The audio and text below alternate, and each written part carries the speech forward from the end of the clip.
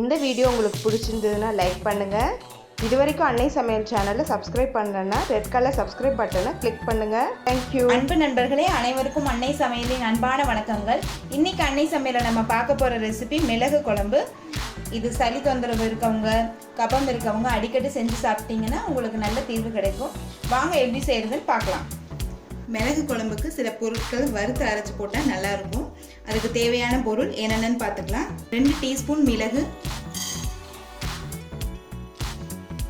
1 teaspoon துவரம்பருப்பு, 1 teaspoon உளுந்தம்பருப்பு, 2 teaspoon தனியா,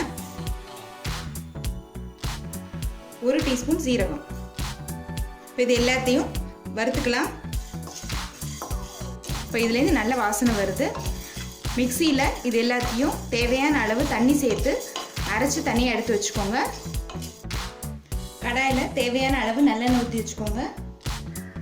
1/2 டீஸ்பூன் கடுகு, 1/2 டீஸ்பூன் உளுந்து, 1/4 டீஸ்பூன் வெந்தயம், அடுத்து கொஞ்சமாக பெருங்காயம், கொஞ்சம் கருவேப்பிலை, ஒரு பெரிய நெல்லிக்காய் அளவு புளியை 1 கப் தண்ணி சேர்த்து கரைச்சி இதில் சேர்த்துக்கோங்க. இதுக்கு வெங்காயம், தக்காளி, பூண்டு எதுவும் தேவையில்லைங்க. அப்படி நீங்கள் போடணும்னு விருப்பப்பட்டீங்கன்னா நான் சொன்ன அளவுகளை, அதாவது மிளகு, சீரகம், உளுந்தம்பருப்பு, துவரம்பருப்புன்றதை கொஞ்சம் அதிகப்படுத்திக்கோங்க. 1/2 டீஸ்பூன் மஞ்சள் தூள், தேவையான அளவு உப்பு.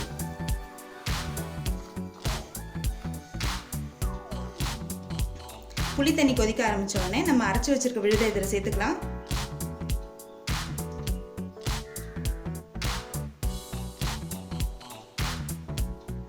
குழம்பு நல்லா திக்காகிற வரைக்கும் வெயிட் பண்ணலாங்க. ரொம்ப சுலபமாக செய்யக்கூடிய குழம்பு இது. உங்ககிட்ட காய் இல்லைன்னா கவலையே பட வேணாம், இதை உடனே செஞ்சிடலாம்.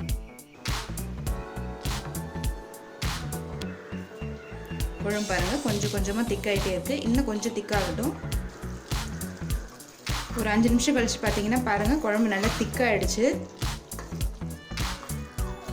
இந்த கன்சிஸ்டன்சிக்கு இருக்கணும். இப்போ மிளகு குழம்பு ரெடி ஆகிடுச்சுங்க. நம்ம சர்வ் பண்ணிடலாம். இப்போ சுவையான மிளகு குழம்பு ரெடி ஆகிடுச்சுங்க. ரெசிபியை ட்ரை பண்ணி பாருங்கள், கண்டிப்பாக உங்களுக்கே பிடிக்கும். இது சுவை மட்டுமல்ல, உடல் ஆரோக்கியத்துக்கு ரொம்ப நல்லது. ரெசிபி பிடிச்சிருந்ததுன்னா வீடியோவை லைக் பண்ணுங்கள், கமெண்ட் பண்ணுங்கள், ஷேர் பண்ணுங்கள். இது வரைக்கும் அன்னை சமையல் சேனலை சப்ஸ்கிரைப் பண்ணலைன்னா சப்ஸ்கிரைப் பண்ணுங்கள். தேங்க்யூ.